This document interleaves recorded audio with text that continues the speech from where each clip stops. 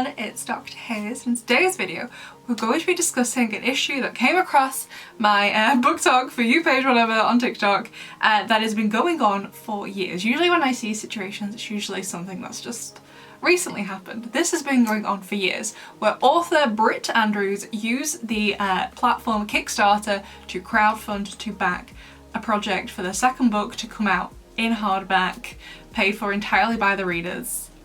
But things have gone really wrong, basically. So the two main players in this is the author, Britt Andrews. They write usually romance, spicy times books, and also Kickstarter. So I'm just going to go briefly into what the platform Kickstarter does, what it's like for those of you who are unfamiliar, but if you already know, feel free to skip a few minutes ahead. So Kickstarter is basically a platform where people crowdfund their projects, and these projects can be anything, including books, which is what we're going to talk about more in a minute. But for example, I have used a platform Kickstarter before, not to try and get money from my own projects. I've never used it in that sense, but I have used it to pledge money to other projects. So far I have pledged money to 2 video games, one of which is a video game, Coral Island, which I haven't played. It's amazing, not sponsored, I just love it. It's very Stardew Valley, but if you love Stardew Valley then you will love Coral Island. They're very similar. But basically on Kickstarter, when you list your project, you will have a project page and the developers will say who they are, what it is they're developing, what the physical or maybe intangible thing is, like if it is a video game, and how the money you pledge will be used. It does seem like most of the time projects on Kickstarter, they have enough money to start the project themselves, but they don't have enough money to develop it and finish it and get it to a finished project that can be sold to the public. And they need that extra money for the development and the finishing off phases of their project. So this is just an example. Before we get into the example, you can see how many different categories there are here across the top of different types of projects they have on this platform. But this one is a video game. It's called Hawthorne. So former Bethesda and BioWare devs bring you a nostalgic co-op sandbox RPG of woodland animals, adventure, friendship and village life. As you can see here, there is a trailer, and as we scroll down you can see the game, key features, the demo, story, characters. It shows you more about what the game is around. And then here we have, so at the minute of filming this there are 13 days to go. By the time this goes up, it'll be like 6 days left to go, I think. And here we have their goal was £148,000 they needed, and so far they have raised over £200,000. So a lot like GoFundMe, if you don't reach this goal by the time this day gets to 0, then you don't get any of the money, but they've smashed the goals, so they will indeed be getting all of this money to help them finish the game. And then if we go down here to this sidebar, we have all the different pledge amounts. So for example, the lowest pledge is a Patreon, just $5, and you get certain rewards. So you get a role in the Discord server and access to the Village Council private Discord channel. And there's more as you scroll down where you can spend a lot more money. Here for example we have $400. You get a lot more rewards for this one because you are spending more money. And that's basically how the platform works. Obviously the rewards will depend on what kind of project you are backing. They will differ for each game, for each book, for each whatever you back, but that is basically the gist of how Kickstarter works. However, very importantly, I have to point this out though, because it's basically a crux of what has happened here. Rewards aren't guaranteed, but creators must regularly update backers, which is a lot of the problem, because basically what has happened here in this situation is Britt Andrews launched a Kickstarter for one of their books. Said books, said rewards that people have pledged for have not materialized, so everyone's kind of like, okay, well, can't Kickstarter do something? Can't Kickstarter make a refund? No.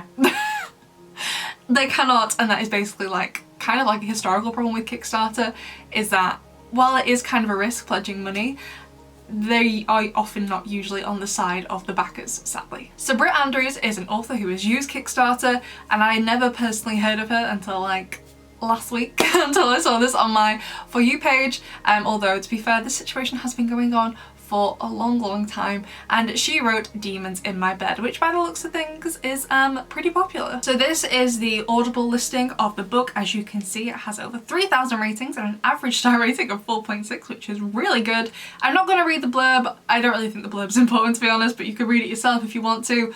I haven't read the book, full transparency. Regardless of the situation, it just doesn't really sound like a book I would like. I like spicy romance, but this kind of theming isn't really my cup of tea. But as you can see here, so this is the name of the series, Demons of Port Black, book 1, and also it says the same thing down here, book 1 of 2. And basically the Kickstarter campaign that Britt Andrews started was for the second book in this duology. So let's take a look over at the Kickstarter and see what was promised before we get into what ended up happening. Because what was promised wasn't delivered, and was it not only not delivered, nothing at all has ever been delivered basically, which is just absolutely insane. So this is the Kickstarter page. Looks a little bit different to the other one I just showed you because this campaign is over. But basically this is it. This is what it looks like. The complete duet by Britt Andrews in a special edition hardcover exclusive to this campaign. So as you can see, I had a goal of $5,000. However, I absolutely smashed that. $95,000 was raised.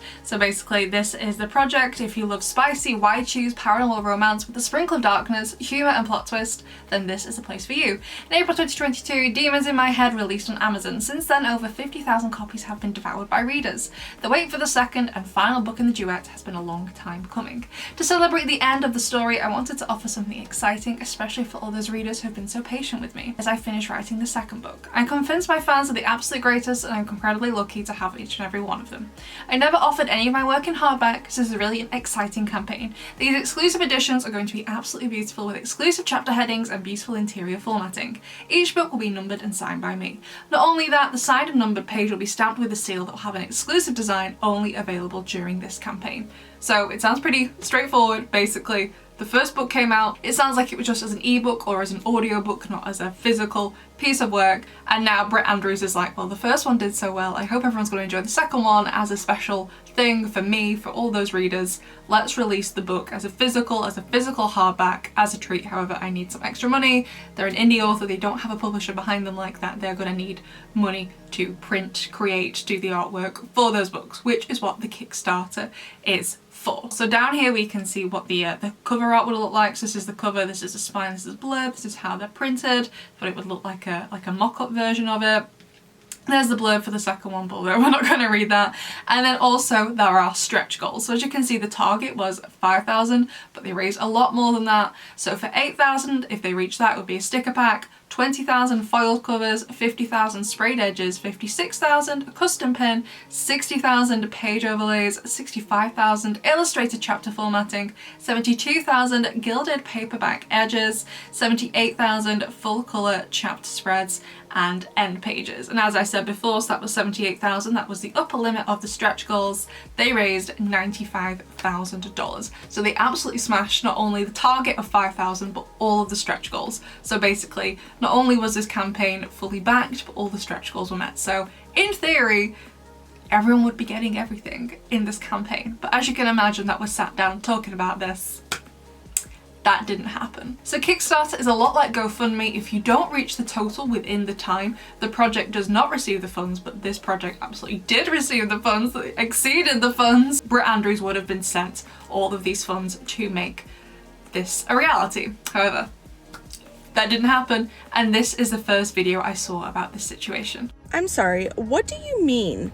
An indie author has had $95,000 worth of readers' money locked up in a Kickstarter from August of 2023. So like I said before, this has been going on for a while. I've only heard about it now, only recently, but this has actually been going on for a while, since August of 2023. That is absolutely insane. What do you mean the book still has not been written? I am really struggling to just be like, why hasn't the book not even been written? Like I said before, when I've backed Kickstarter projects in the past, there is usually some version of the product in existence. It might not be a final version, definitely not a polished version, because they need the money to make it polished to finish it. 100% understand that. But like, why would you put up a Kickstarter for a book you haven't even written yet? Like, if this was me, I've never actually used Kickstarter for one of my own projects, but I wouldn't start a campaign for this if I didn't at the very least have a whole first draft of the novel I was trying to sell to people, because it was just like, how could I be confident that I would finish it, you know? I wouldn't want to take people's money and then... Insane behaviour. No one has received anything. No one has received refunds, even though said refunds have been requested for months. $95,000. $95. And of course, the big crux of this issue, not only has nothing been delivered to anyone, there have been no refunds either. And when people dispute it with their bank, Britt apparently disputes the dispute back. That some readers have actually filed disputes with their banks, and she's even fought the disputes. Mind blown. I wish I could have that much audacity, because I could not. Absolutely no. And also, people have not received books from her website in 2 years. People also haven't even received regular orders from her website in like 2 years.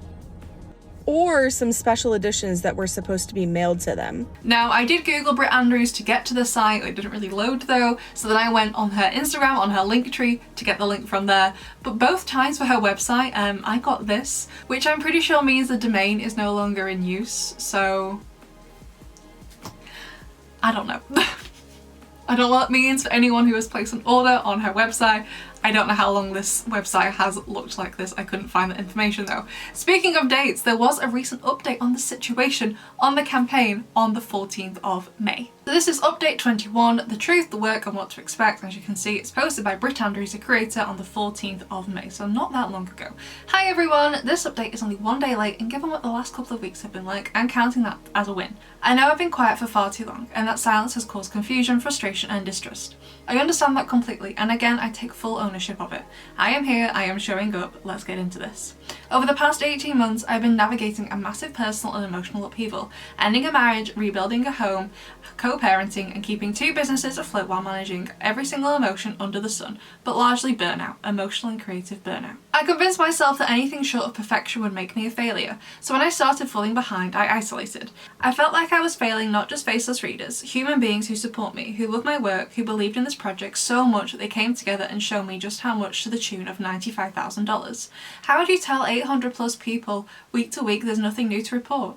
I've seen the things people are saying. Calling me a POS? Well, sorry, but there isn't a thing that I've read that I haven't already told myself as this has gone on. And that was a problem. My internal monologue got so dark and twisted at times that I became my own worst enemy.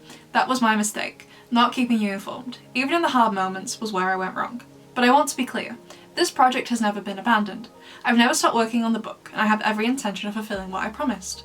The book is still being written. It's evolving into something richer, deeper, and more emotionally honest than I originally imagined, but that growth took time. Physical rewards are still planned and budgeted for, production timelines will follow the final manuscript. Brightside Candles recently stepped away due to social media backlash, but cited not being aware that the book wasn't finished. I don't understand how that is even possible. All the information has been clearly outlined and publicly available since the launch of the campaign. I am disappointed that Ariba has backed out, and for those who did add on a candle, I am exploring other options for that. Hopefully I'll have something more concrete in a couple of weeks for my next update. I've been in talks with Jake and Bridget Bordeaux, keeping them updated, and there is clearly nothing for them to record at the moment. I'm unclear as to the motives behind contacting them for answers, especially after my most recent update. I don't have a PA, Kayla hasn't been in my PA in well over a year. I'm a one-woman show. Did you know that after this backlash on social media, people were tagging random women named Kayla, and then people were messaging them? Guys, what the hell? Unacceptable. To build trust and keep you fully informed, I'm still committed to bi-weekly updates. Short, clear posts every 2 weeks is so no one is left guessing, and I'm working on a revised delivery timelines with honest estimates and buffer room. To everyone still here, thank you for your patience, your belief in me, and even your frustration. It means you care. I know this has gone far, of course, but I'm still here and I'm still building something that matters. This book will be delivered. This project will be completed. I do want to add that if I ever, for whatever reason, for reasons I can't even fathom, decide that this project will not be completed, you'll be the first to know and you will all be refunded. I'd like to put the narrative to rest now. I'm honestly tired and offended at the insinuation. Over the next couple of weeks, in the midst of writing and attempting to protect the mental strength and progress I've worked so hard to achieve, I will not be active on social media. Everyone knows how much they can take, or we think we do, right? My update yesterday was late because yesterday I moved out of my house. The house I bought 3 years ago to raise my children in, I moved out. My 3 kids and I are living with my mum for the foreseeable future. That's some heavy stuff. I'm not reading comments on other platforms. Honestly, the POS one nearly did me in, and right now I'm in protection mode. You guys want this book? I need to write this book. And the only way that's going to happen is if I stay well and far away from all the negative and toxic noise that's happening. My silence towards disrespectful and at times hateful comments is because I am telling the truth. I don't need to shout it, I just need to keep building. And I am. I know this doesn't answer all your questions, but the most important thing here is I am still doing this. My next update, I will have more of a timeline on the actual completion of the book, since I'm trying to figure out this new living situation and what that looks like for productivity. I appreciate your patience and understanding. I guess I'll end with this. If you're here to support, I see you and I'm beyond grateful. If you're here to throw stones, well, I'm going to show you exactly what I'm made of. Because I've walked through fire, I've been reduced to nothing but ashes, but I'm rising up. It's going to be beautiful and empowering. Until next time, which will be in 2 weeks, love and peens, I don't know what that means. Britt. And if we just look at the comments here, like this first one, it just shows how much people are just really not taking it anymore. So this one is from Romance Reader 2 days ago. Really interested in what your next update will be, considering how much attention this mess is now getting on social media. Ignoring what's going on is only making you look worse. The more it's talked about, the more people are getting angry that you think it's okay to have done what you've done. Did it really have to get to this? All you had to do was refund a handful of people who asked, but because of this, more and more wanting to get their money back. So yeah, not good. So while I agree with some of what she said, for example, people name calling her, of course that's unacceptable. What's happening to her assistant or ex-assistant and what people are trying to contact other assistants who just happen to have the same name is also unacceptable. I get she's busy, I get things have happened in her life, but I do definitely feel it's disingenuous to have taken this amount of money from people and promised X, Y, and Z about it and then go full radio silent on the people who have pledged this money. I always feel that people respond better to a problem if you let them know as soon as you know that there is a problem and what you're doing to fix it. And to me, in this situation, that does include refunds. If someone isn't happy and wants a refund, just give it to them. I don't think it's that big of a deal. However, it seems that a refund may not be able to be given, since apparently a lot of people think it's a scam, as creator Crystal Lee talks about. Raised $90,000 shortly after, opens a restaurant. Not suspicious, but where'd you get that money? Now, personally, I could not find any proof that Britt had opened a restaurant. But yeah, if that is really the case, now I guess you wouldn't be able to give people refunds then. However, Crystal did go on to say this. But there is a jot form that is only accessible in her Facebook group. Whatever. She's trying to get more money. She has listings for Brightside Candles. They have since, as of this morning, posted a statement on their IG basically saying that they are not involved. They were excited at one point to be involved in this, but they've never made any candles. There's never been any production. I cannot access the Facebook group, so I'm taking Crystal at her word here, combined with these screenshots she uses. While the candle thing sucks, I really think that's the least of the issues here, to be honest. And it's more about the book is meant to be exclusive and is no longer. When I read out stuff before, it was saying stuff like this is a Kickstarter exclusive, but it seems it is no longer an exclusive. Now, I'm not saying Britt Andrews can't release the book, otherwise it's pretty normal to have an exclusive edition and then a regular edition. That is completely normal to have 2 editions of something, one an exclusive special edition and one a normal edition. But it sounds like the one being sold on Facebook is the same. So the one with the sprayed edges and the fold cover and all this other stuff is not a Kickstarter exclusive. So yeah, that is pretty much everything that I have been able to find on this situation. But in general, people are losing trust due to lack of communication. And honestly, if I was a backer on this project, I would absolutely be feeling the same way, and I would probably also be wanting a refund. But it doesn't seem at this stage that people will be getting one, sadly. However, this situation has been literally going on for like over a year. So I don't know if there are going to be any more updates to this, but if there are more responses, anything major happens, I think I will definitely do a follow-up, because this is just insane to me. I know things have gone wrong on Kickstarter before. I think the biggest one I can personally think of is the Lisa Frank makeup collaboration. That's the biggest one I can think of, but I know this stuff does happen, but it always sucks when it does. I know it is a risk when you pledge money on Kickstarter, but like, especially with indie authors, the thing with indie authors is they have such a connection to the audience because they're having to do everything themselves pretty much, all the marketing, all the noise around it. They often have a much more close relationship with their readers compared to traditionally published authors because they have to do everything pretty much themselves. So I just feel like it just sucks on another level. So I don't know. My advice to you, honestly, if you've pledged to this campaign, would probably to keep disputing it with your bank, although I'm not actually sure how many times you are allowed to do that before they eventually stop. But anyway, I'd love to know what you all think of the situation, especially if you have backed this campaign, because I can't imagine how you are currently feeling. But I'd love to know what you think about this, and I will see you in the next one. Bye!